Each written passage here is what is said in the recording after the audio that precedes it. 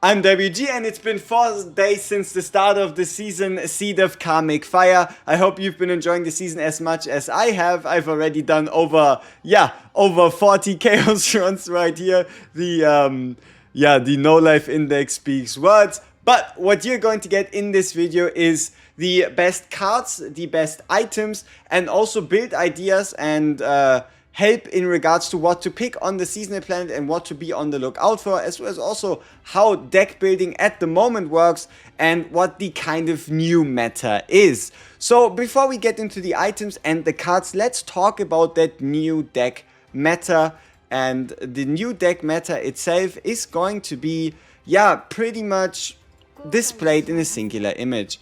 And that is, let's have a look at one of my 9 save datas. My 9 save data has exactly 3 cards. And that is what encapsulates this meta that has been evolving and will probably continue evolving throughout the season. And that is the idea of taking a look at a character and seeing which 5, it's not applicable to every character. Like, for example, I wouldn't ever cut that many cards from a Rin, but it's the idea of having a look at a character's deck and seeing what is the strongest, how small can I make a character's deck to have the most amount of impact, because the smaller your deck is, the less draw you need in your team to be able to play every single card every single turn, which is like the gold standard, but for that you still have weeks and weeks and weeks before that truly has to happen. So let me give you another example that portrays this quite well, and that is going to be on Raid.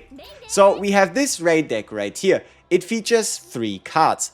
It features the Resonating Darkness upgrade card, meaning we play it and then we can't draw it again. The Striker Darkness upgrade card, which you play and you can't draw again. And then 4 copies of Snack Time.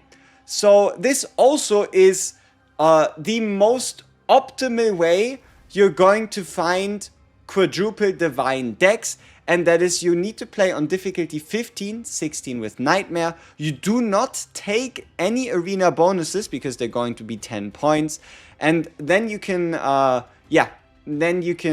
sell 2 cards and then multi-copy 1 card, while it also being divine, giving you the 180 points, making it the cleanest deck possible. So the way this calculation works is you pay 20 for removing these 3 basics. These 3 is going to be 20, and you do not pay any for removing Dark Condensation and Predator's Blade. That is what is important. If you want to make a quadruple divine deck while removing 5 cards, you cannot remove a character's 4th card, because a character's 4th card would also be 20 save data, meaning an additional cost, which you would then either have to make the decision between copying a different card or not getting a divine or not getting a 4th copy at all. So simply broken down, 20 here, 20 here, 20 here, and then 0 save data cost to remove the last 2. So then you can see that we are taking full advantage of the 5 out of 5 removes and the triple copy. The potential here is truly endless. Like, for example, let me give you another popular deck idea, and that is you take yourself Opening Found in its upgrade version, get yourself 4 copies of it, and then you can get rid of Charge Shot, and you can get rid of Unlimited Firepower, meaning your deck is only going to consist of Guilty Pleasure, which will go away upon playing it 1 time, and then a singular copy of Heavy Weapon Specialist, so that you can start creating more retain cards. So that is just something. So take a look at your characters and see if at some point it would be applicable to cut out a bunch of cards. Like, for example, on Khalib. On Khalib you could cut the 3 basics, then you multi-copy, like for example quadruple copy yourself a Vulture Ejection, meaning 4 total, not 4 copies. We might get 4 copies later in the season. And then we can, for example, cut out Overpower and cut out Rally, because if, for example, you have E1 Khalib, the Absolute Protection is going to get Retain. Or any of the other cards, right? It's not really that important, but the cure cards would be Vulture Ejection, Great Sword Akia, and then either Absolute Protection or maybe Rally to even allow you to draw into more Vulture Ejections, making very compact decks, very powerful decks and very, very slim ones. So yeah, that is definitely a potential. Another candidate where I wouldn't really cut that many cards would be maybe somebody like a Yuki, where you can cut the basic 3 and then maybe cut Trickery Strike so that your entire deck only consists of Prepare to Subdues in an amount that you'll be able to pull all your copies of Flash Slash and all your copies of Iceberg Cleave, while Freezing Blade just continues to enhance the damage you're going to deal with those cards. So this is not going to be a full guide. We're going to do extensive deck guides, what to copy, what to delete on every single character, but it is something you should keep in mind, and you should try and see if you can come up with something yourself, because this entire concept of just running 3 character card decks is pretty new and pretty exclusive to this season for now. Alright, so now that we have the new 3 card meta out of the way, let's start off with character cards, and I'll be giving you a brief idea on how they work and on which characters they will be particularly efficient. So here we have one of my highlight cards, one of my biggest finds, and that is the Spore Harvester. Spore Harvester will be unlocked from Exploration level 5, and what it does is, if you retain it, it creates 1 contaminated spore, but if you use it, you will get 2 of them. Contaminated spores have a retain effect where they double themselves, meaning if you end your turn with 1 in the hand, the next turn you start with 2.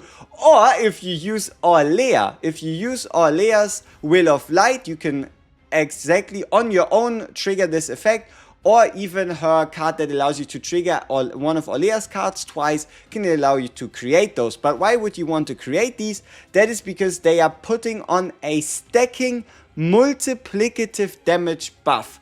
And the reason why this is even bigger than just your usual plus 30, plus 60% multiplicative to card value, that is because Vulnerability, Spore Propagation, and now also Nine's partner are multiplicative to the final damage value. So whatever kind of damage buffs you have on a card, after everything is calculated, this further multiplies it, which makes it a separate multiplier in like math, right? You have your base damage and you multiply it with Vulnerability, multiply it with Spore Propagation, and multiply it with, for example, Althea Partner, which obviously isn't needed for this. And that is why these Spore Propagation spores are so crazy, though the drawback on them is that, at least at the moment, their main purpose is to boost singular big hits rather than multi-hit combos, because I do believe these spores should, if you, for example, use something like a Shizuru Slash that has like 40 hits, it should only work on the first one. So that is Contaminated Spores, and that is Orlea. These Contaminated Spores can also absolutely be played on somebody like a Barrel, or just be put into a retain deck as a whole. Because, for example, if you take a look at a Barrel, we have ourselves right here, like, don't just think about it as an Orlea exclusive card. Come on, where is she? So, we have a Barrel, and Barrel's card right here does the extra hits every time when you retain an owned card. It does not have to be an attack card. So you can make a very, very minimal deck of just opening founds, maybe Heavy Weapon Specialist, Guilty Pleasure, maybe a Charge Shot, and then the Spore Creation, or maybe even just the 3 cards, so that every time these Spore Creations become more and more in your hand, so that you have a full hand of 10 cards, and these 10 cards will then fully trigger 10 hits from opening found. The scaling into Barret's opening found is going to be quite insane, because these double themselves every single turn, and your only goal for this deck would be to play these out as fast as possible. So yeah, Barrel Orlea with spores are really, really deadly, and you could even use the spores to potentially increase the damage on hits, but that isn't even the main purpose in a Barrel deck. Now, Nutrient Absorption. Nutrient Absorption is a card you will unlock on Exploration level 25, and what it allows you to do is you can pick a card, you can exhaust it, and for each cost of that card you decrease the cost of one random card in hand by 1. There is just a slight problem with this card at the moment, and that is if you exhaust a card that costs 3, it is also going to subtract 3 cost from just one card instead of, for example, subtracting 1 cost from 3 different 1-cost cards. I feel like that's something the devs are going to change throughout the season, but for now you can use it on, for example, a 9 hue that then makes the next 9 hue cost nothing because it exhausts one that's 3 cost, then that one is going to level up, and then it's going to reduce the cost of the next hue from 3 down to 0. So that is nutrient absorption. The only drawback here is that this card can only be used once per fight. Residual Herb is another potential MVP this season, and that is it also allows you to start the contaminated spore rhythm, the ability to have these continue to be retained. It's exclusive to Striker and Vanguards, and the way this card works is you get it into your hand the first time, and then you can play it out 3 times in a row, meaning any AP, any vulnerability, any morale or whatever epiphanies you can get on this card are going to be 3 times as valuable due to this card being able to be played 3 times in a row, and you also get a pretty sick shield on top for free with the card as well. So then we have ourselves Forest Hunger. Do not underestimate this card. There might be some really interesting shenanigans with this card later down the line, and that is because this card deals 300% defense based damage, then exhausts all your cards in hand, gains plus 25% damage amount for each of these cards exhausted, while it itself is not an exhaust card. So if you have a way to create a bunch of exhaust cards every single turn, you can then consume them with Forest Hunger. So there is potential here, but it might be a little harder to realize straight off the bat. Might even get stronger with the remaining characters to be released this season. This card, on the other hand, though, is already pretty powerful. This card is the ultimate GOAT when it comes to turn 1 kills. And that is because this card, you get it into your hand, and every time you exhaust any card, this card goes down by 1 in cost. It starts at 6 cost, goes down to 0, and every time you reduce the cost, you increase the crit chance of the character that owns this card by 60%. 60%. We all know how hard it is to get crit chance in this game, and what that, for example, opens up is there's been plenty already of Renoa turn 1 kills. Turn 1 kills of Renoa for the current Nebula Distortion boss, and it's all on the back of that card because you can put it into a Renoa deck, get the 60% crit chance for her, and then deal utterly insane amounts of damage with her Dirge Bullets, especially also due to all Dirge Bullets, both Dirge Bullets and Dirge Bullets Finale from the E2 being boosted by 40% for the extra attack damage. So that is just for Renoa right there, and the same should also be true for any ranger, any hunter, like for example Luke turn 1s, those might also be a key card. You can further take advantage of this by using a gear piece we have yet to properly use, and that is crit damage main stat. With the ability to get 60% crit chance from the outside, getting crit damage main stat might no longer be trolling, might actually be valuable. So for example, a piece like this that has 40% crit damage, then some crit chance in the substat can then allow you to still get close to 100% or even 100% if your gear is good enough crit chance while massively boosting your crit damage. So that is this card. Look out for it, mainly for rangers and hunters, but definitely should be on your radar. Mushroom Ammo here, that's a bit of a weird card, and that is it doubles the effect of spore propagation. So it seems to that whenever you use this card, which has a pretty high base at 450%, and you use it on a target that has spore propagation, it treats these spore propagation stacks as being 2 times higher. So if you can find a way to reliably stack spore propagation on the enemy and then big burst with mushroom ammo, this could turn every character in the game into a potential another mini 9. So the same like Orlea, Spore, Leia synergies plus then a Ranger or Hunter with Mushroom ammo can absolutely work. And it's also a trend where we finally see the bullet tag on cards. We finally see the bullet tag on cards, so it's not just on the characters themselves, but finally also on neutral cards. One with all is the card with the longest text in the entire game that is going to take a while for us to figure out. And that's what it does is you can select and activate a card in the either your hand, the draw pile, or discard regardless of cost and regardless of where it is in that pile. But the condition is you need to get damage, shield, and healing activated through cards.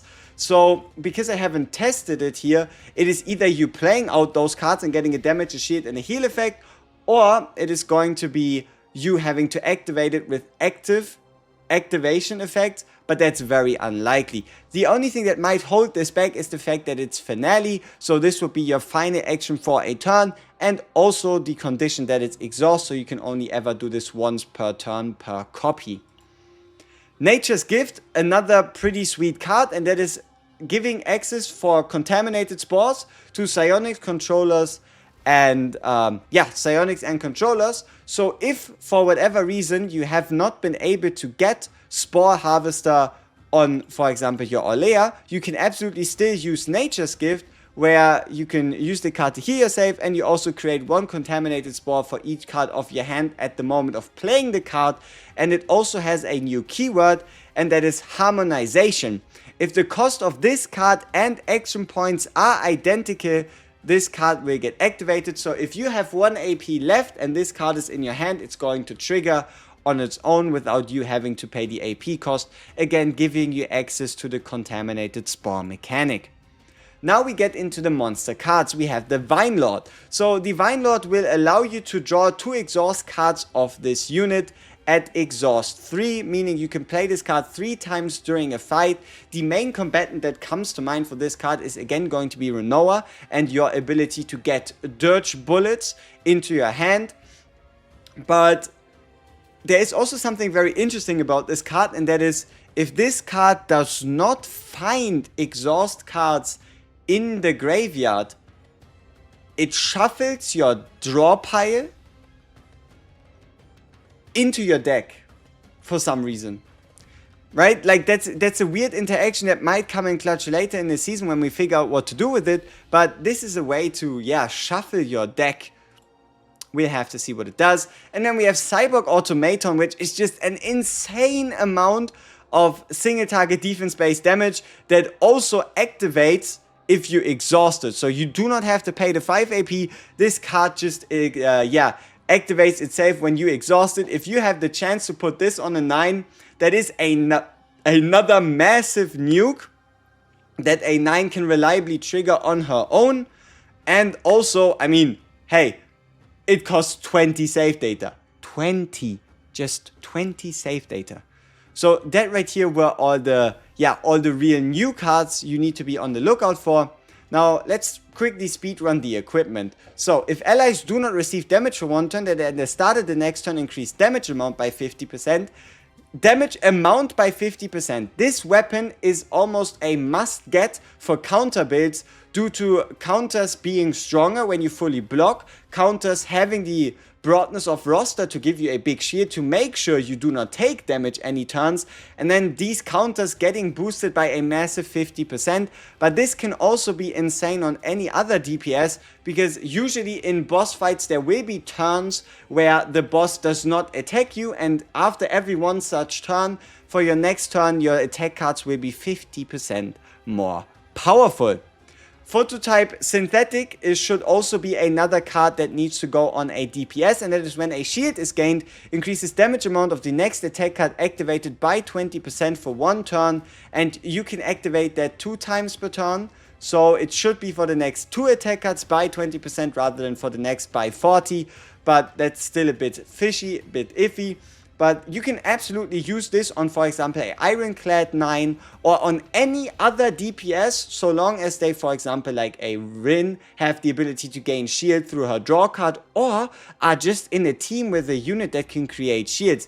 This is, it was very rare before to have chess pieces that actually increased your damage, and this one is definitely up there. And pretty surprising that we have something like that as well. Leaf of the World Tree is when 3 cards of 2 cost or higher are used, you gain Stockpile. Stockpile allows you to carry over your remaining AP from this turn into the next one. The big drawback here seems to be that this would only work on the character that wears the Leaf of the World Tree, so you can't just put it on a support and then use a bunch of expensive cards of other characters to massively generate Stockpile. But there might be some interesting shenanigans, because this is not once per battle. This has, you can activate this as many times as you want. Now, Luminescent Shroom. Luminescent Shroom is going to apply the effect of Mushroom Ammo to the 6th attack card created. The real question is, how will we be able to make use of this? Who is the best character to use this card as well? And how does it all work? I tried it out on 9. It feels a little clunky just because she doesn't generally generate that many attack cards, and also 6 is a weird number. A 9 in a extreme scenario actually creates 5 cards, giving her 5 stacks, whereas a 9 in like a Hue scenario would only create 3 stacks, so the second Hue rotation would be twice as strong. But this still definitely has potential, we just don't know yet how to properly use it. Millennium Armor, when using a 3 cost or higher card, 1 vulnerable to a random enemy, pretty straightforward. Vine Camouflage, this thing is absolutely insane for helping you clear your runs. If you're playing any tier 15 map, make sure you get yourself Vine Camouflage on one of the characters you're not building, or maybe even on a support that you are building, and that is because this one will, boost your survivability through the roof. It's equivalent to the item from last season that allowed us to tank 1 hit every battle, where here we can tank up to 2 hits so long as we drop below 30% health. So this one is an absolute must get if you can, every time you want to play some very hard content, especially in, for example, Tyrant 4 maps. Now, the Moss Armor, when an ally attack card was not activated for 1 turn and the turn is ended shield, it's okay, can help you a bit. This one with the stress reduction after every 4 skill cards are exhausted.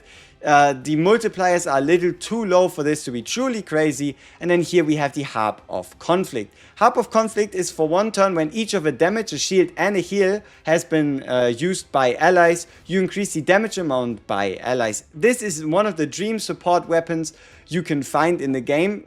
Every support would want this, and the way you can get this is in the arena tunnels. It's a chance drop upon clearing an arena stage. That is the way you can get the Harp of Conflict. That's the same is true for Victory's Loris as well. These also increase or multiply the counter attack damage, being a pretty insane chess piece for your for pretty much your Magnas, your Maribels, maybe even your 9s if you want to play them counterwise, and definitely a worthy pickup if you don't get, for example, the Cthulhu 12% defense chest piece. The Combat Drum, another item, again from the arena battles, where when 5 skill cards are created, increase damage amount of the next ally card activated by 20%, again insane for supports. The Gladiator's Medallion from, again, the same source. When shield is gained 3 times through cards, 100% fixed damage to all enemies, and there doesn't seem to be a cap to this. So, for example, you can use a Nausea with her card that allows her to gain multiple shields through just 1 application. And then you can multi-trigger this Gladiator's Medallion, which could be another worthy strategy, but then again, all these cards here are mainly from going into the arena tunnels and fighting the arena battles. So, when 4 attack cards are activated, increases damage amount of the next card by 40%. Again, another case like that, where every 4 attack cards, or on the 4th attack card, the 4th one becomes stronger. This is not for supports, this is for the DPSs themselves, and it is a very, very powerful ring. Again, hard to get, only a chance drop from arena. Now here, when an attack card was not activated for 1 turn and the turn is ended, create a Rocket Punch. There is a interesting interaction where Veronica ballistas do not count as attack cards being activated, meaning a Veronica with the Arm of Lost Valor is every single turn going to create an additional rocket punch to, give the enemy hell. You can pretty much treat this as a Veronica gaining another ballista, and this is going to bring you that one step closer to having a main DPS Veronica, especially now after her changes and her ability to actually hit for weakness damage, making her a complete passion shredder. This item right here, create 1 pierce each odd turn. You can potentially use this on a support because it's going to apply a stack of vulnerable, a stack of weaken, and a stack of agony, which can, for example, the agony can enable the agony 2-piece, the weaken make sure you take less damage, and the vulnerable increases the enemy's damage taken. So this can be a pretty decent support weapon, allowing you to every second turn get this item right there. And here, this could be incredibly huge for counter teams, right? If damage is completely blocked at the start of the next turn, create 1 shield blast, which is a AoE defense based damage ability. If you have this on all your characters in your counter team or in your shield team, you're going to get 3 additional cards that are 0 cost to play and are pretty decent in terms of multiplier and can absolutely allow you to shred the enemies. Where then here with the ring, we have the ability to create a heavy blow each even turn, which is a card that deals 200% damage, and if the enemy has vulnerable, this card treats it as being by 100% instead of by 50, making this a good tool for bursts, but usually you should find better rings available, where we then also again still have the Charger of Weathered Glory. When a turn is ended with 1 or more AP at the start of the next turn, create 1 Charged Strike. Let's see if we can get our hands on Charged Strike. I think Charged Strike might have been in the cards, but it's okay, honestly. I haven't really heard anything too crazy about this. Now, Brilliant Eternal Flame ? Brilliant Eternal Flame ? Increases the damage of 2 cost or higher cards, 2 cost or higher exhaust cards by 40%, making this a pretty good choice on a 9. There's just one condition. You need to find the rare copy event and you need to forego a character's copy. So the only time you really want to take this is if you're sure that you're fine with just 3 copies in your 9 deck rather than 4, but then you basically won't be able to find a better weapon elsewhere. But keep in mind, this is by 40%, and you could instead also just, you could also just get yourself a Veiled Thorn for 50% so long as you're able to block all damage. So this is by no means the end all be all that you need to get, but it is a good item. This one, another rare event, pretty hard to get, but if you can get your hands on it, at the start of the turn you decrease the cost of 1 random exhaust card in hand. Absolutely beautiful for any support you want to run, potentially together with the 9, massively cutting down on the AP cost, especially once we get to the point where we have multiple of this in the deck.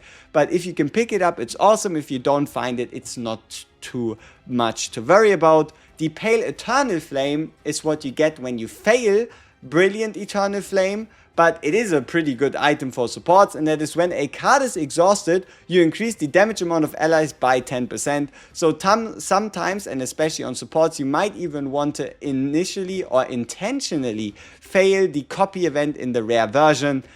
But that is needless min-maxing that you don't have to worry your head too much about. The Robe of Oblivion is when a shield is gained through an exhaust card, you increase damage amount by 20%, making it another DPS chess piece. The Vinelord Mask allows you to, basically turn this into a shield generator, where whenever you draw an exhaust card through any ability, you gain 80% fixed shield up to twice. The World Tree Stem is pretty good for any support, especially your Mikas, your Najas, anybody who's known for healing a lot, because now they're going to heal even more. The Sword of Judgment is okay as a weapon on characters like 9, but there's usually better step up items. The Shining Lyre starts, I think, the Shining Lyre quest line, but also when an exhaust card is in hand, you gain a fixed shield, so it's a nice shield. The Golden Bell should also be a bit more of like a quest line enabler, where at the start of the battle you decrease stress, which is okay. And then the Summoned Light is increases damage amount of the third attack card created by 30% for 1 turn, which is the bit lesser version of the Rage Potion, which would give you 40% for the fourth. So you can trigger this a bit faster with a bit of a lesser buff, which can still come in quite clutch on somebody like a 9 actually. And then here we have the non-rare event version of Lightless Stem at 15%. And this should wrap up all the gear in this season.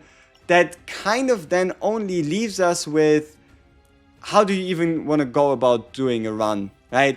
So, the goal obviously always should be to get between 3 or 4 copies for your character. You always have to weigh off, can you afford another 40 save data in your deck, yes or no?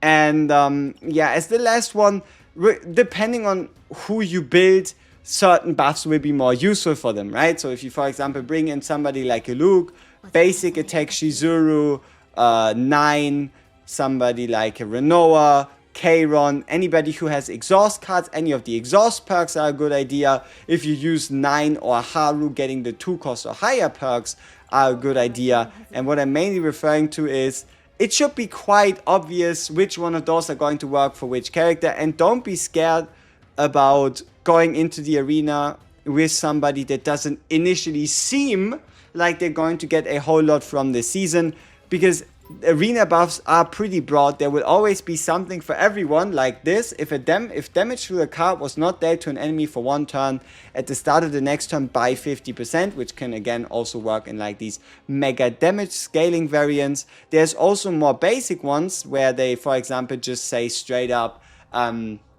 increases damage of all attack cards. So there will always be something available for pretty much every character.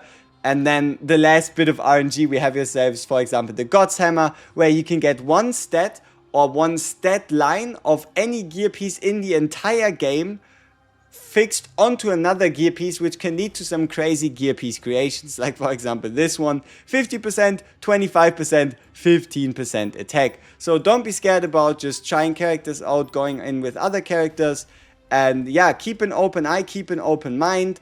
And something that you need to know is, when an attack card is activated on a target in a weakened state, this means vulnerable. Do not sleep on this upgrade. 15% crit chance so long as the target has the vulnerable debuff.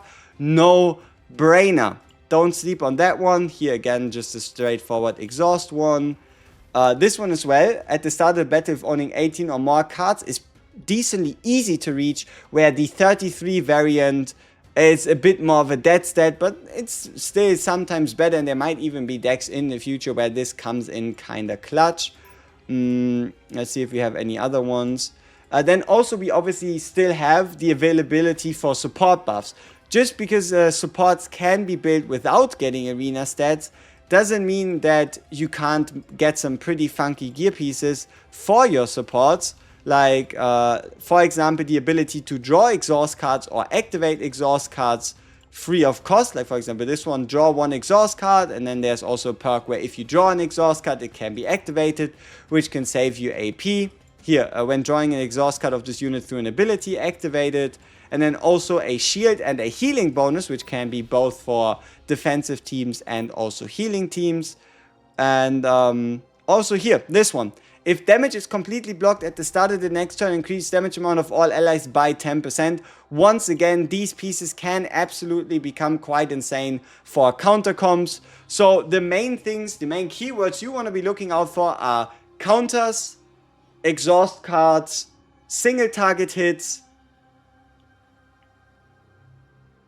Yeah, those are definitely the 3 main types, but as I mentioned and as I tried to like emphasize again, every single character can definitely be built on this planet, but only time will tell if there will be some even crazier combinations in the future where, for example, you get an even better deck by playing the same season bonuses with the arena perks, with the Godhammer, but just on a different planet, just due to the base items synergizing even more well together.